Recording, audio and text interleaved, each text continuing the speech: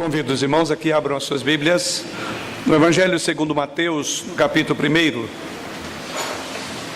Evangelho segundo Mateus, no capítulo 1, nós vamos ler a partir do verso 1. Assim nos diz o Senhor através da sua palavra. Livro da genealogia de Jesus Cristo, filho de Davi, filho de Abraão. Abraão gerou a Isaque, Isaque a Jacó, Jacó a Judá e a seus irmãos. Judá gerou Tamar e Pérez e a Zerá.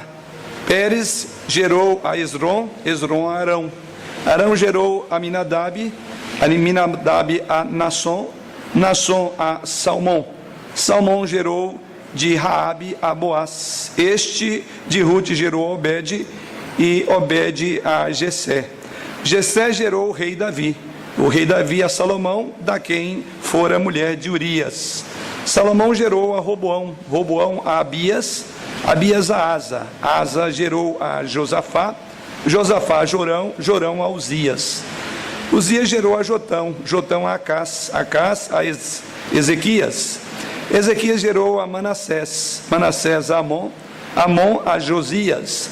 Josias gerou a Jeconias e a seus irmãos no tempo do exílio na Babilônia. Depois do exílio na Babilônia, Jeconias gerou a Salatiel e Salatiel a Zorobabel. Zorobabel gerou a Abiúde, Abiúde a Eliaquim, Eliaquim a Azor. Azor gerou a Sadoc, Sadoc a Aquim, Aquim a Eliúde. Eliúde gerou a Eleazar, Eleazar a Matã, Matã a Jacó. E Jacó gerou a José, marido de Maria, da qual nasceu Jesus, que se chama o Cristo. De sorte que todas as gerações, desde Abraão até Davi, são 14, desde Davi até o exílio da Babilônia, 14, e desde o exílio da Babilônia até Cristo, 14. Até o verso de número 17, texto no qual vamos tomar como base, para que Deus, através dessa passagem, nos instrua nesta noite.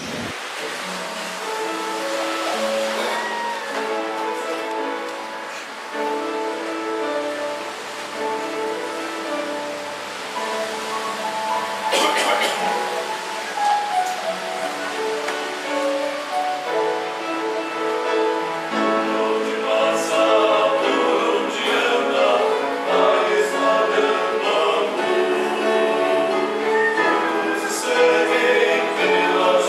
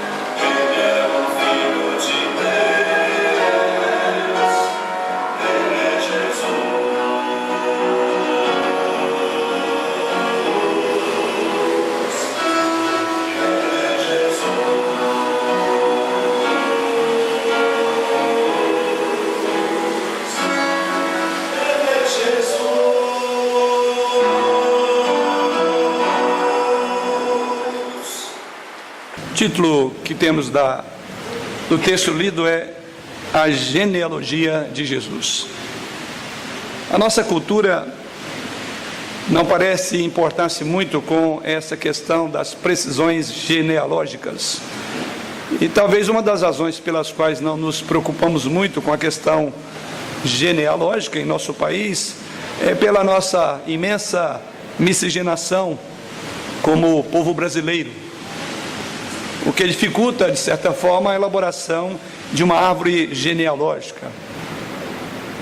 No entanto, algumas culturas são muito criteriosas quanto a essa questão, aos registros geológicos ou genealógicos. Por exemplo, não é incomum nós encontrarmos em algumas culturas, como a cultura coreana, a indiana e a chinesa e a árabe, por exemplo, fato de que possuem registros de familiares até 40 gerações atrás. Não é muito incomum encontrar nessas culturas. A cultura judaica, por sua vez, sempre fez uso muito contínuo dos registros genealógicos. E isso claramente nós podemos observar, principalmente quando os nossos olhos voltam-se para o Antigo Testamento. Mas quando nós olhamos as Escrituras de uma forma geral, as Escrituras servem para diversas finalidades, e não meramente para uma listagem de nomes, alguns até difíceis de pronunciar, ou de difícil compreensão. Porque nas Escrituras, essas genealogias, além de traçar uma relação familiar daquelas pessoas com as quais conviveram, elas também evidenciam a natureza interligada da história bíblica. É a partir da genealogia, inclusive, que nós podemos ver, por exemplo, que as bênçãos de Deus, como diz as Escrituras, eram geralmente transmitidas na linhagem familiar. E essas genealogias expressavam conexões pactuais no antigo Israel. É assim que nós podemos entender. Então, irmãos, as genealogias também eram usadas com propósitos econômicos, eram usados com propósitos legais, sociais e religiosos. Inclusive, era a partir da genealogia que também poderia indicar a localização de determinada família. Por meio delas, a posição econômica e social de uma pessoa era estabelecida, pois a linhagem hereditária indicava a identidade da pessoa e a função que ela exercia. Então percebe-se a importância disso. E se você não olhar para a genealogia com essa perspectiva, você vai perder muito do que ela tem a colocar, a ensinar. Estamos diante de um texto que trata de genealogia. Talvez os irmãos perguntem o que podemos tirar com relação à genealogia. E aqui trata-se nada mais, nada menos do que a genealogia de Jesus Cristo. O primeiro fato que nos leva a olhar com muito cuidado esse texto é que trata-se da árvore genealógica de Jesus Cristo. E quando olhamos nesse texto, certamente a partir desta genealogia nós vamos entender e vamos compreender e destacar como que a graça de Deus restaura vidas. É exatamente o tema nosso essa noite. A partir da linhagem de Jesus, ou da genealogia de Jesus Cristo, nós vamos pensar essa noite sobre a graça que restaura vidas. Vamos orar. Pai, nós oramos ao Senhor, pedindo a Tua direção. Já confiamos as nossas vidas em Tuas mãos, confessamos os nossos pecados, e agora, ó Pai, pedimos que nos ilumines na compreensão da Tua palavra, assim bem como na aplicação dessas verdades ao nosso coração. Fala ao nosso coração, abre os nossos olhos da alma e o nosso entendimento, para compreendermos as verdades da Tua lei, e por ela sermos transformados e desafiados. Em Jesus nós oramos. Amém. Primeira coisa que eu quero considerar, com base nesse tema maior, dessa graça que restaura vidas, é a própria genealogia de Jesus Cristo. E assim, observe que o evangelista Mateus, aliás, embora a questão da genealogia é algo comum em todo o Antigo Testamento, em todo o Novo Testamento, 2 evangelistas apenas que tratam de genealogia. Este que temos diante de nós, Mateus, e o evangelista Lucas. São os 2 únicos que tratam de genealogia no Novo Testamento. Mateus, ao fazer isso, conforme observamos, ele coloca a genealogia de Cristo exatamente no prólogo, bem no prefácio do seu evangelho. E o seu objetivo parece o de deixar claro aos leitores que Jesus Cristo era uma figura não isolada, nem um inovador como alguns esperavam ser, mas ele tinha uma linhagem, ele tinha uma história genealógica. O contexto religioso da Palestina, na época em que Mateus escreveu, para quem escreveu, estava repleto de muitas expectativas messiânicas. Eles olhavam para o Antigo Testamento esperando que o Cristo prometido no Antigo Testamento, que o Redentor a qualquer momento se aparecesse ou revelasse. Inclusive muitos naquela ocasião se apresentavam como Messias. Inclusive posso lembrar aos irmãos o caso registrado no Evangelho de João, no capítulo 1, quando ali é dito que o próprio João Batista foi confundido com Jesus Cristo no início do seu ministério. Muitos achavam que ele era o Messias. Então, naturalmente, a genealogia, a maneira como Mateus inicia o seu Evangelho, tem como primeiro propósito mostrar que Jesus Cristo não era uma figura isolada, não era um inovador, mas ele era aquele conforme a própria genealogia havia de apresentar. Dos 4 evangelistas, como dissemos, este é um que trata da genealogia, assim bem como Lucas.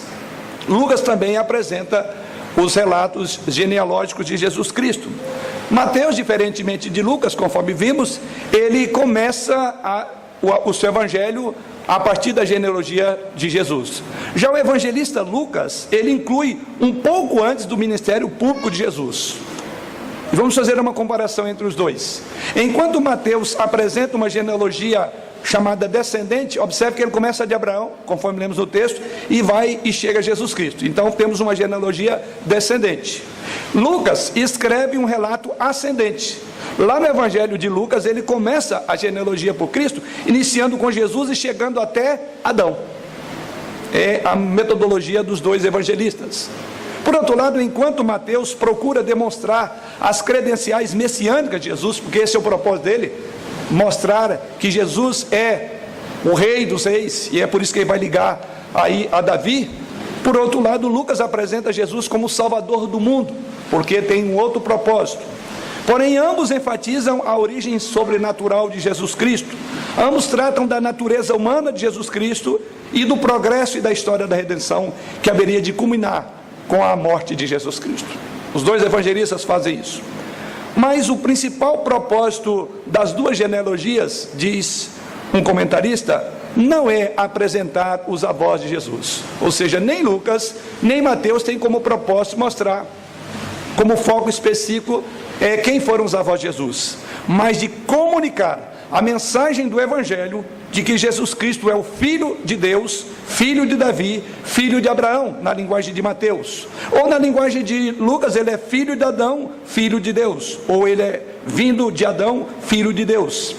Então observamos aqui que a atenção de Mateus ao fato de Jesus ser o cumprimento da expectativa messiânica é tão forte que ele usa o título de Messias no texto que lemos aos irmãos, como ele mesmo diz que ele é o Messias. Diz o texto sagrado: e Jacó gerou a José, verso 16, marido de Maria, da qual nasceu Jesus, que se chama o Cristo, que é o Messias, exatamente para mostrar o foco da sua obra.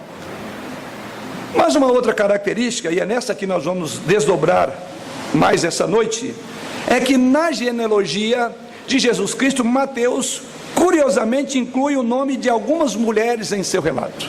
E é para este aspecto que nós queremos olhar nessa noite.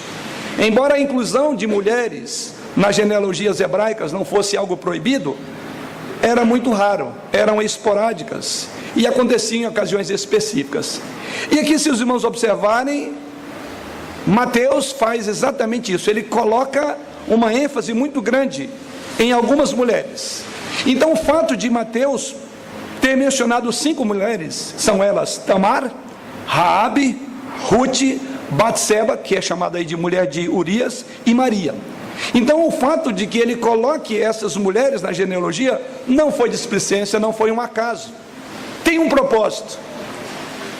A inclusão desses nomes por Mateus talvez seja o fato de que todas essas mulheres descritas no texto mencionadas foram objetos e instrumentos da graça divina, uma graça que redimiu as suas vidas e que inclusive incluiu-as na história do Salvador, na história de Jesus.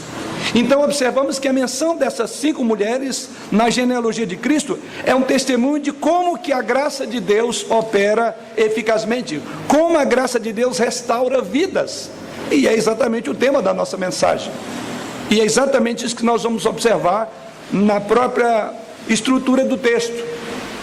Ainda que Mateus retrate a origem nobre de Jesus, veja que o propósito dele é linkar Jesus Cristo à realeza, ao próprio rei Davi. Ainda que ele faça isso, Mateus, por outro lado, ele não exclui somente, ou ele não inclui somente pessoas de nobre procedimento na genealogia de Jesus Cristo. Ao contrário, a lista de nomes revela uma intensa podridão na árvore genealógica de Jesus Cristo, por assim dizer. Por exemplo, e aí eu quero que você comece a acompanhar a partir da narrativa do verso de número 2. Abraão gerou a Isaac, Isaac a Jacó, Jacó a Judá e a seus irmãos. Quem não se lembra desse trio? Ele começa exatamente dizendo da linhagem. E o que nós podemos resumir da vida de Abraão, de Isaac e de Jacó é um relato de conflito familiares entre os patriarcas. E eu creio que você pode trazer à memória todos eles. Abraão, Isaac e Jacó tiveram vários conflitos familiares. E Mateus não ignora, ele registra. Jesus vem de lá. Mas eu posso prosseguir um pouco mais no versículo 3. Também o verso de número 3 menciona o caso de um incestuoso entre Tamar e o seu sogro, Judá. Quem não se lembra dessa história na Bíblia? Mateus ainda inclui o nome de Raabe, verso de número 5, a ex-prostituta de Jericó, que ajudou os espias enviados por Josué. Pior ainda, lá no verso de número 6, é mencionado nesta genealogia como aquele que teve o filho de uma relação adúltera com uma mulher, o próprio rei Davi, que é dito aí a mulher de Urias, que foi Batseba. Além disso, além do mais, há menção aí do rei Manassés, no verso de número 10. Manassés, todos nós sabemos, foi aquele ex-feiticeiro que inclusive ofereceu os próprios filhos em sacrifício aos deuses pagãos, mas depois a história registra que ele se arrependeu e buscou o Senhor com o coração quebrantado, verso de número 10. Portanto, quando nós olhamos para a biografia ou a árvore genealógica de Jesus Cristo, não sei se você gostaria de ter na sua história esses nomes. Portanto, então, irmãos, nós observamos que a genealogia de Jesus Cristo não consiste apenas em belas histórias. O fato é que esta lista é mais uma indicação de como a graça de Deus triunfa sobre o pecado humano. E a maneira como Deus restaura pessoas que cometeram pecados, colocando-os numa galeria da qual jamais poderiam fazer parte se não fosse a graça que restaura, a graça que purifica, a graça que muda vidas. O relato da genealogia de Jesus Cristo, realizado por Mateus, claramente confirma a mensagem de que, de fato, somente por meio de Cristo é que a graça de Deus é concedida ao maior pecador. Essa graça resulta em esperança para todos nós. Essa graça resulta em redenção para todos aqueles que se rendem a Jesus como os personagens dessa história. Então, a fim de nós observarmos um pouco melhor, com mais clareza, sobre esta genealogia, eu quero agora voltar os olhos para algumas lições que podemos tirar desse quadro apresentado diante de nós, ou seja, desses personagens. E aqui eu caminho para o meu segundo ponto. O que podemos tirar de ensino a partir desta árvore genealógica de Jesus Cristo?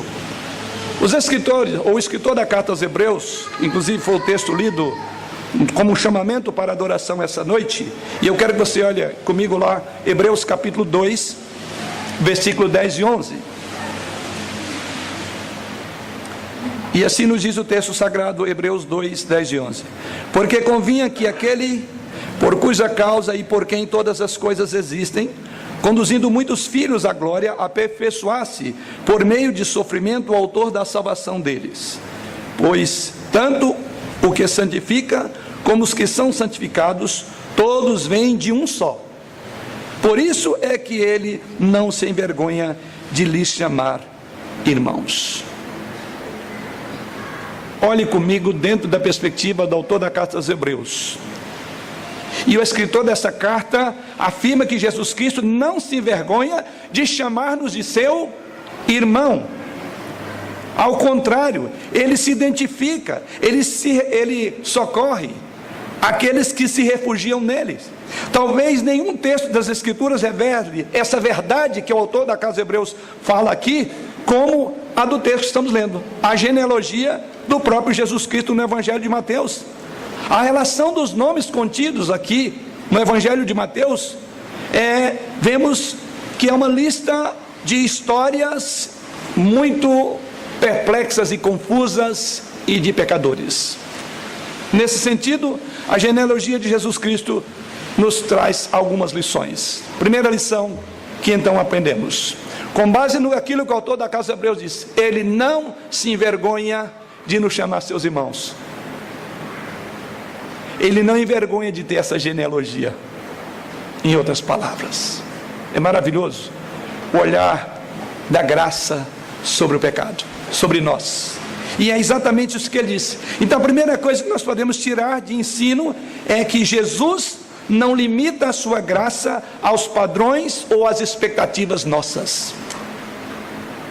Não limita a sua graça aos nossos padrões, e muito menos aquilo que temos ou criamos como expectativa. E a genealogia registrada em Mateus revela a graça de Deus, que ela surpreendeu e surpreende-nos. Não sei se você já havia parado para considerar esse texto conforme esta noite, e talvez você fique perplexo e surpreso de ver, é isso que está escrito no texto. Talvez você nunca tenha parado para pensar nos personagens que estão registrados na árvore genealógica de Jesus Cristo.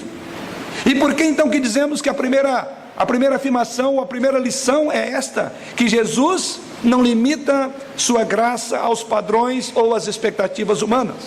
Por exemplo, veja, é significativo que a árvore genealógica de Jesus Cristo comece e termine com 2 nascimentos causados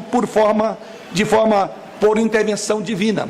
Ele começa no versículo 2 dizendo de Abraão, e nós conhecemos muito bem a história bíblica de Abraão e Sara, que não tinham filhos, e somente pela graça puderam gerar filhos, e tiveram Isaque. Mas a genealogia termina exatamente com uma outra mulher, no verso 16, e Jacó gerou a José, marido de Maria, da qual nasceu Jesus, que se chama o Cristo. É curioso que ele começa com a forma de Deus trabalhar, uma intervenção direta, tanto no ventre de Sara, como no ventre de Maria. Fruto de uma obra de Deus, no sentido de que Sara não podia ter filhos, e Deus abriu, por assim dizer, a sua madre, permitindo que uma mulher que já havia passado do período de ter filho, pudesse ter filho. E quanto a Maria, diz o texto sagrado, que não fala de que ele foi gerado, mas diz que ele nasceu de Maria, porque ele não foi gerado por homem, mas pelo Espírito Santo. É curioso isso no texto sagrado, como o próprio Mateus coloca. Outro aspecto é que na genealogia de Jesus Cristo, o fato é que Mateus menciona pessoas de origem gentílicas. Esse é outro fato que nos surpreende.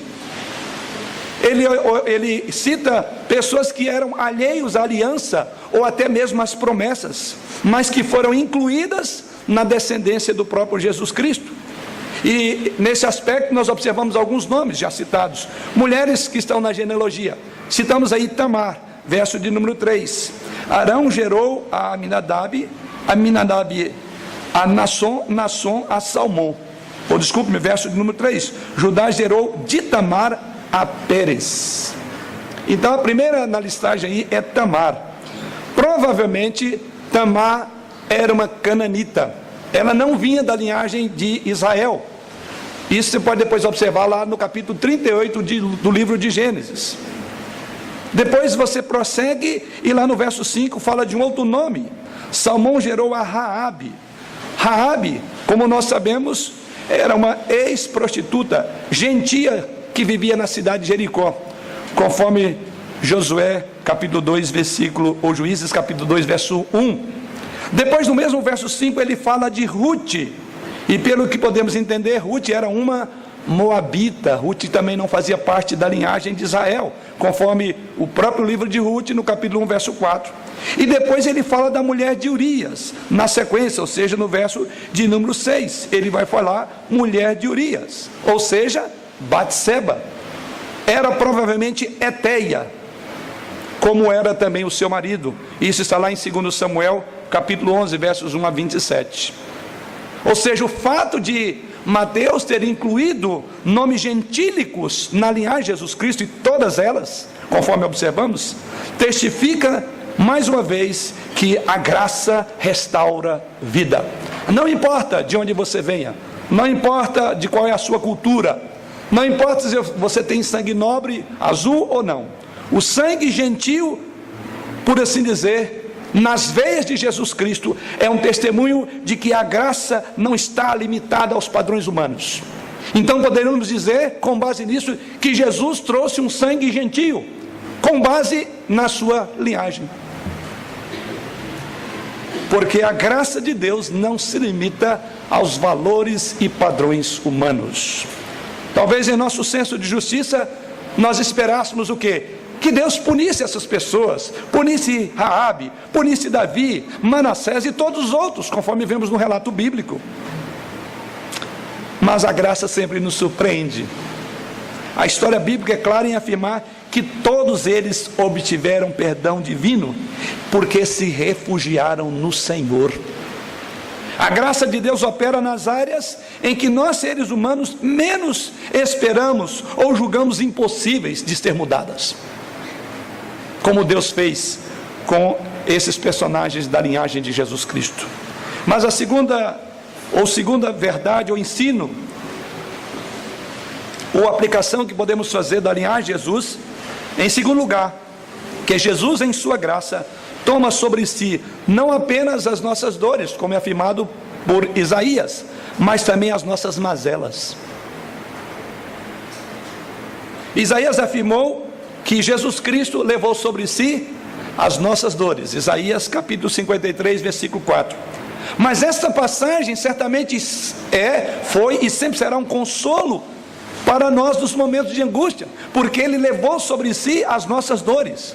No entanto, quando você olha para Mateus, você observa pela genealogia de Jesus Cristo, que ele, além das dores do povo, Jesus Cristo também assumiu as vergonhas da sua linhagem. Isso que é compadecer, isso é que identificar com a raça humana, pois ele identificou com pecadores conforme a sua própria linhagem. E isso é dito lá no texto de Hebreus, que ele não se envergonha de ter-nos como seu irmão. Na genealogia de Jesus Cristo, o Senhor Deus, na verdade, revela a sua graça, a graça da inclusão dos marginalizados, a graça da inclusão dos desprezados, tanto por suas origens, como pelos seus atos pecaminosos. Sim, Jesus incluiu, ou essas pessoas, esses personagens que nós conhecemos na história do Velho Testamento, foram incluídos por pura graça. Ou seja, o Senhor, ele não apenas leva as nossas dores, mas também as nossas mazelas, as nossas vergonhas. Há um comentarista, Wixing, que ele afirma que não há, referindo-se a esse texto, não há nenhum padrão de retidão na linhagem de Jesus. Faz essa afirmação. Mas adúlteros, prostitutas, heróis e gentios são encontrados na genealogia de Abraão a Davi. O problema é que os casos de escândalos não terminam nas gerações até Davi. Nós vamos ver isso no próprio texto. O próprio Davi, diz as Escrituras, gerou Salomão. E gerou Salomão numa relação adúltera, ou seja, por meio de uma mulher de outro homem. E o relato desse caso inclui, até além do adultério, mentira, despotismo e assassinato. Os nomes mencionados após o rei Davi, também trazem manchas em seus históricos. Por exemplo, é dito de Salomão, e Salomão se revelou um homem mulherengo. O seu filho Roboão, que também é citado aí, se mostrou tolo e obstinado. Acás também é citado na linhagem aí de Jesus Cristo. E Acás, além de copiar os procedimentos ímpios, queimou os próprios filhos em holocaustos. Isso está lá em 2 Reis, capítulo 16, versos de 1 a 14, de 1 a 4. No entanto, cada um desses nomes, com suas histórias escabrosas, vergonhosas, pecaminosas, foram incluídos na genealogia do Messias. Jesus assumiu as fraquezas, as nossas fraquezas, os nossos pecados, pois ele se identificou como ele se identifica comigo e com você. O fato de Cristo ter em sua graça, e esse é um fato que deve ser observado, porque quando você olha para a linhagem de Jesus Cristo, tome cuidado, pelo fato de que Deus em sua graça ter se identificado com as mazelas do seu povo, deve ser para os discípulos uma mensagem de consolo, e nunca uma mensagem de condescendência com procedimentos pecaminosos. Em outras palavras, ninguém pode racionalizar, ninguém pode justificar os seus pecados pelo fato de Jesus Cristo ter se identificado com pecadores da sua própria linhagem. Por quê? Porque Jesus Cristo veio não para exaltar os seus ancestrais, mas para salvá-los. Foi por esses seus ancestrais que Jesus também morreu. Não exaltou-os, mas salvou-os. Aliás, uma parte da genealogia de Jesus Cristo evidencia, conforme no final aí, que o próprio povo de Israel foi um povo que sofreu consequências pelos próprios pecados, porque a nação de Judá, ela se tornou cativa, foi enviada para a Babilônia por um período de 70 anos, e esse período nós estudamos no livro de Daniel. Então isso é evidência clara de que os pecados Deus tratou ali, ou seja, o resultado do pecado foi exatamente o cativeiro por 70 anos. Então a graça de Cristo, podemos concluir, ela não motiva-nos à libertinagem em nossos pecados, mas ela convida-nos ao arrependimento, a fim de se obter salvação eterna. A graça não é um caminho para a libertinagem, mas um convite ao arrependimento, à volta para Jesus Cristo. Terceira e última mensagem é que Jesus Cristo, de forma graciosa, redime não apenas a nossa alma, mas também a nossa história. É exatamente isso que vemos no texto sagrado. Cristo, em sua graça, redime não apenas a alma, mas também a história daqueles que confiavam nele, conforme esses personagens. Nesse sentido, a primeira e mais profunda característica da graça divina é que ela pressupõe que há pecado. Em outras palavras, a obra da graça é redimir, exatamente por meio da obra de Cristo, pessoas caídas, pessoas indignas, suscetíveis à ira de Deus. Então a graça pressupõe vidas quebradas, e a graça de Deus, através de Jesus Cristo, redime não apenas a alma, mas a própria história nossa.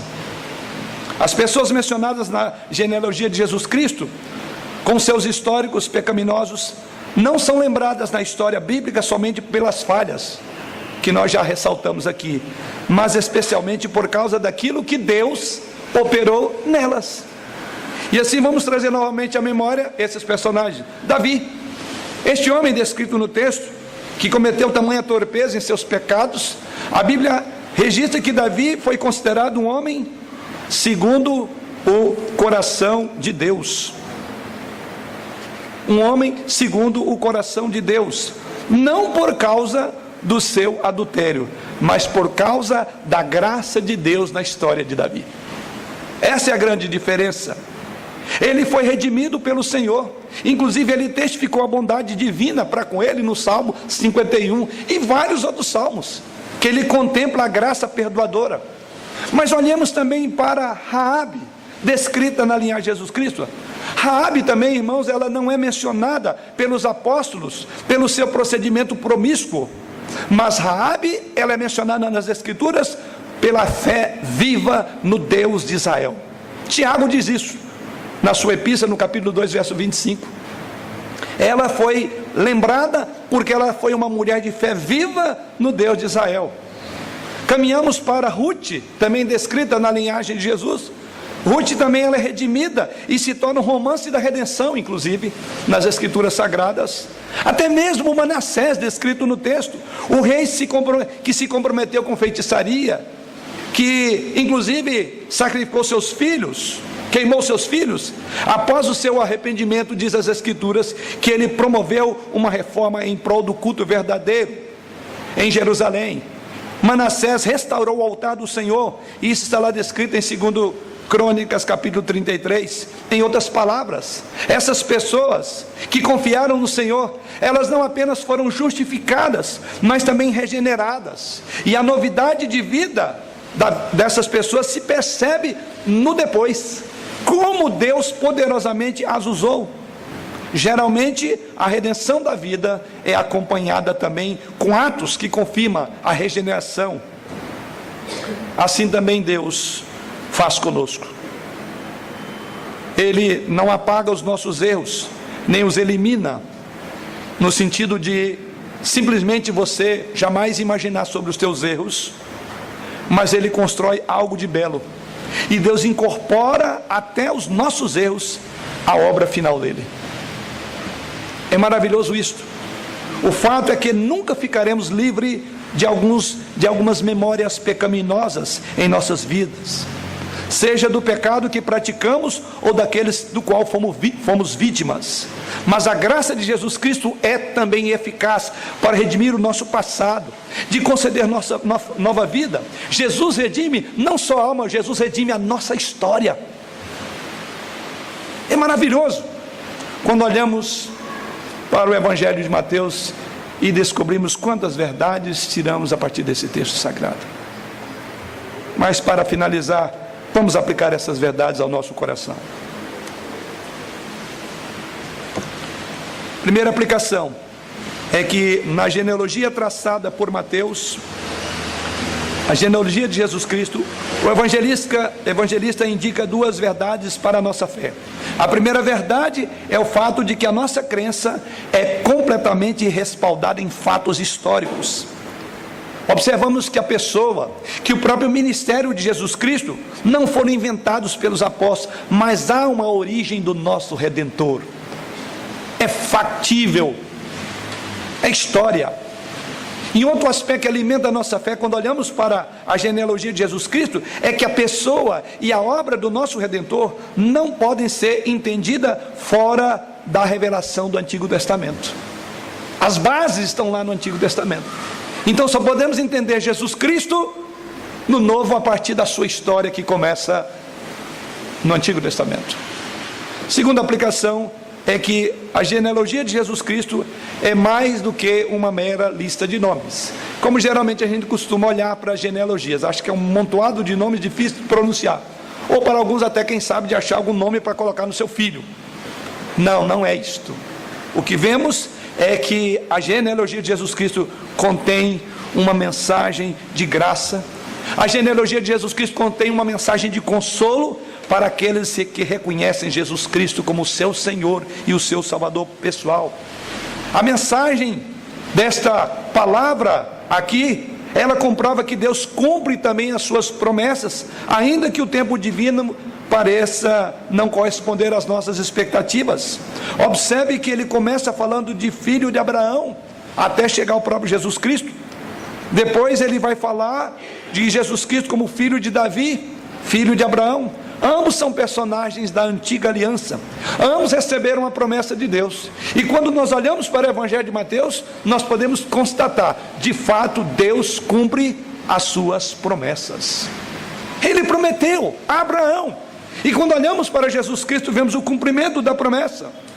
Isso então deve motivar o nosso coração diante das promessas do Senhor, crendo que para Deus não haverá impossíveis em todas as suas promessas. Sim, é o aprendizado que temos da linhagem de Jesus Cristo, ou desta genealogia escrita por Mateus. Mas aqui uma terceira aplicação, é que a própria genealogia de Jesus Cristo ensina que Deus sempre haverá de triunfar sobre as fraquezas e os pecados do seu povo. A graça é maior do que a miséria e do que o próprio pecado. O que podemos confirmar hoje é que assim como Deus, através de Jesus Cristo, assim como Deus fez com Abraão, com Judá, com Tamar, com Davi, com Raabe, com Manassés e outros mais, Ele continua a realizar uma obra naqueles que se refugiam nele. Deus é o autor dos novos começos. Então cremos que não há pecado demasiadamente grande que Ele não possa perdoar. Não há pecado que não possa ser redimido. Não há pessoas que estejam tão distantes de Deus que não possam ser alcançados. Não há pecadores que sejam tão depravados que não consigam ser resgatados pela graça soberana do Senhor. Mas uma quarta aplicação que podemos observar nesse relato é que a genealogia de Jesus Cristo ainda instrui quanto ao fato de Deus sempre visitar o seu povo com novas esperanças. Aqui há uma referência ao cativeiro babilônico, ela está aí no versículo de número 12. Depois do exílio na Babilônia, Jeconias gerou a Salatiel e Salatiel a Zorobabel. E o que podemos tirar daqui é que Jesus Cristo, ou melhor, Deus sempre tem um plano, e através das suas promessas nós somos renovados em nossa esperança. A referência aqui ao cativeiro babilônico é significativa, pois a ênfase aqui recai sobre o fato de Deus ter resgatado o seu povo daquele terrível cativeiro, e que durante vários tempos agora estudamos um cativeiro tão longo de 70 anos. Mesmo naquele ambiente de angústia, o Senhor visitou o seu povo com poderosa intervenção, porque o texto sagrado diz que depois do exílio, você quer conhecer a história de Daniel depois? Diz que depois do exílio, também aí Deus continua com a sua promessa, gerou Salatiel a Zorobabel e até chegar Jesus. Aquela promessa que Daniel ouviu do Senhor se cumpriu. Então isso significa dizer que Deus sempre nos visita com novas esperanças. Ainda que tenhamos sido lançados em cativeiros por longos anos, sempre há esperança no Senhor. E por fim, a última aplicação é que, através da genealogia de Jesus Cristo, vemos que a graça de Deus sempre será eficaz. A graça de Deus haverá de triunfar, devido Cristo ser quem Ele é. O fato de Jesus Cristo ser verdadeiro homem possibilitou identificar conosco. Por isso que o autor da Carta aos Hebreus diz que ele não se envergonha de nos chamar irmãos. Quão tamanha e profunda a identificação de Jesus Cristo conosco, com aqueles pecadores. Nós sabemos muito bem que a lei de Deus foi dada para seres humanos, e a lei de Deus também foi quebrada por ser humano. E segundo a própria lei de Deus, o direito de redenção, de resgate, só poderia ser por alguém próximo, um parente humano. E Jesus Cristo, diz o autor da Carta aos Hebreus, não se envergonha de ter na sua linhagem gente como eu e você. A lei exigiu. Então nós entendemos o mistério glorioso da humanidade perfeita de Jesus. Por ele ter sido perfeito, inclusive herdando tudo isso, conforme diz o texto, é que ele pôde resgatar os próprios que faziam parte da sua genealogia. Assim, o Redentor deveria ser humano. Contudo, o fato de Jesus ser divino é que assegurou que o sacrifício seria perfeito. Tanto é que o autor da Carta aos Hebreus, no capítulo 7, diz que ele agora vive diante de Deus para interceder pelos seus, porque ele é divino também. Somente sendo uma pessoa com duas naturezas, que ele foi capacitado a ser o nosso mediador entre Deus e os homens. Foi exatamente por meio da morte de Jesus Cristo que Deus desviou de nós a sua justa ira. Foi por meio de Jesus Cristo que Deus nos aceitou, nos comprou. Foi através do sublime sacrifício de Cristo que nós fomos colocados numa posição de filhos, herdeiros novamente. Então essa genealogia descrita pelo evangelista Mateus enfatiza que esse mediador, Jesus Cristo, filho de Davi, filho de Abraão, Essa verdade, não há dúvida, é de grande consolo para o povo de Deus. É de grande consolo para mim e você.